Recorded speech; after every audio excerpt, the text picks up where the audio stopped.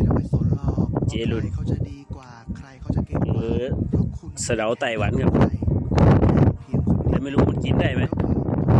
เมื่อวานนี้ เจรุนบอกกินได้วะ เรียนรู้อะไรใหม่ๆ เอาไปลองชิมแล้วเอาไปลองชิม นั่นแหละ นายจะกินได้แหละดูแล้ว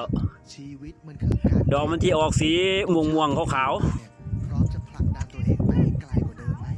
ออกสีม่วงๆครับ ขีดจำกัดพื่อ ๆเดี๋ยวพาไปดูใกล้ ที่สุดของ